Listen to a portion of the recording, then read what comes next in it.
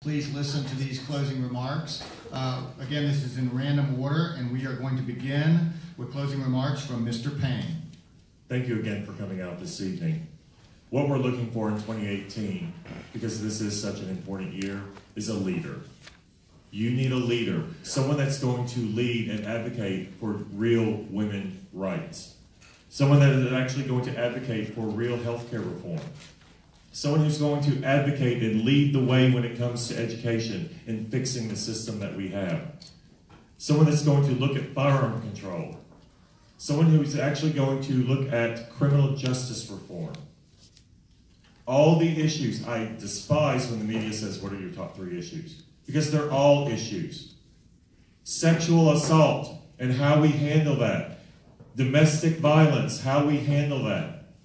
All of it, you need a leader who knows how to multitask. And when you own 5 businesses and 3 nonprofits, believe me, you know how to multitask. You need someone who has been a mediator, who knows how to negotiate, really negotiate, not like the thing in the White House. You also need a progressive Democrat. Someone that leads as a progressive Democrat because it's in his heart. I don't have to put anything personal aside to be a progressive Democrat because that's the in vogue thing to be right now. I am a progressive Democrat. And everything that I speak about and everything that I stand for, it's in my mind, it's in my soul, and it's in my heart. And that's what you need in a leader, because then you know exactly what they're going to advocate for. On our website, jeffreyfortexas.com, we spell out exactly what we stand for. We spell out the solutions, short-term and long-term, and structural change.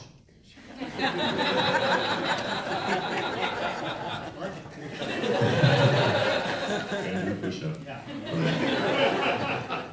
That'll be your transition. Yes. Yeah. So Mr. Osaguda will follow that. Good. I want to talk a little bit tonight. First, I want to thank my opponents for sharing their ideas this evening. It's always great when we get together and we share our ideas.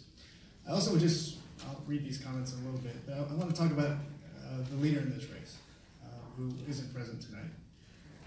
And I look at my daughter, one of the first forum we had at Tom Green, I went home and I thought my daughter, I thought she was going to be asleep. I drove all the way from Tom Green back to Dallas. Somewhere like 1:30 in the morning. And there my daughter was, just plowing away at her calculus. I tell my daughter to be very sharp. I push her very hard to do her homework, to research issues, and to know issues better than her teachers and try to compete. I find it to be an insult to our collective intelligence that we are trying to put forth a candidate does not want to push that same level of excellence on the issues in this particular race.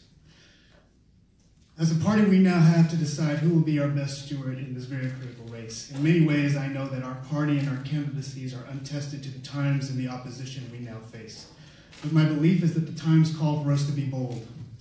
We can and we will draw attention to decades of failed leadership on everything from infrastructure planning to emergency preparedness, to environmental protection, to our failing educational system, to the failure of meeting the healthcare needs of our citizens. And rest assured, what we lack in money, we will more than make up for in evidence as we put Greg Abbott on trial. But Texas, understand this. I am not interested in winning an election. I am interested in winning the future for our children, our workers, our seniors, our companies, and our economic and political systems. To my fellow Democrats, I ask for your vote so that I may continue my message of structural change. To my Republican brothers and sisters, I ask for an open mind. My belief is that you too can read the signs of the times, and you know that constructive dialogue on structural change is our best path towards greatness.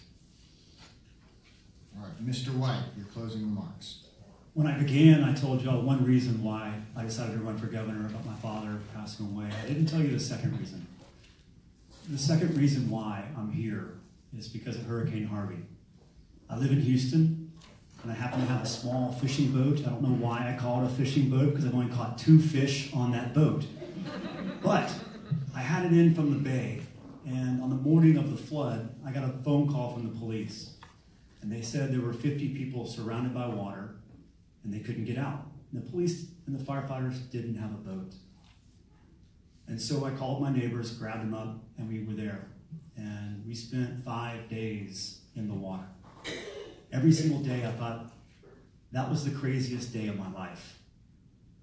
Every night I couldn't sleep at night because I was replaying all the images that I saw.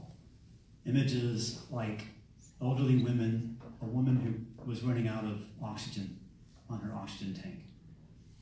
And stories of taking people who were dying of cancer across the bayou to get to MD Anderson. And we did that over and over. And my life was changed after that, and it'll never be the same. And here's why it matters. Because the decisions that could have been made by our leaders 10 years ago and 20 years ago to keep that from happening didn't get made. They didn't do right and risk the consequences. The famous Sam Houston quote. And the guys we have in Austin right now, they're not going to make the decisions either. Governor Abbott's decision on Hurricane Harvey, let's not tap the rainy day fund until 2019. And, well, we don't want to do that because there could be another storm. We want to save it for the next storm. Really? So after that experience, I decided to step up, and that's why I'm here. I've received the endorsement from the Dallas Morning News, the endorsement from the Houston Chronicle, and the endorsement from the San Antonio Express. But here's what I need to go replace Greg Abbott in November. I need your vote, and I would deeply appreciate your vote. I'm Andrew White, and I'm running for governor. Thank you. Mr. Davis. Yes, I'm asking for your votes because I am a native Texan Democrat. Okay? I am a public servant leader. I have been a public servant leader all my adult life. I didn't just jump in this race. I made a decision when I was 14 that this was a long-range goal that I wanted to do. I knew I had to build a resume of working for the people as a public servant, as a public servant leader. I had to build that resume to even get to the step of living a dream and running for governor. I ask you to vote for me because I am the most experienced candidate in this race. When you ask yourself, do experience count? Yes, it counts and it matters. Greg Abbott's going to bring experience to the table. So you're going to need someone that brings experience to the table. All of us have something to give, but I'm the total package. I've been a business owner, Desert Storm veteran, I'm an educator, police chief, you name it. I sat on the North Texas Boat Committee. Created jobs, economic development. Put the pipes in the ground. Lowered taxes. Brought in new schools in my city. People out in Balk Springs and the Mesquite area, so I'm sitting out here knows me. I'm a warrior for the people and I don't quit. I don't take no. When people call me to stand for them, I stand. I get on the picket line. Guess what? As your governor, and if you in need and we out there picketing, I'll go to jail for you. Because I'm serious about people. I didn't just jump in it 2 days, 3 days before. I've been playing for a lifetime.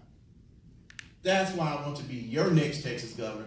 Because guess what? We're going to make Texas government people-oriented, and they're going to adhere to the people because it is the people's government. And I want to be your leader. So please vote for me. Go to my website. That's Mayor Cedric Davis, txgov.org. Again, that's Mayor Cedric Davis, the number 4, txgov.org. And you can always find me on Facebook because everybody knows me on Facebook at Mayor Cedric Davis. I have conversations every day. So look me up.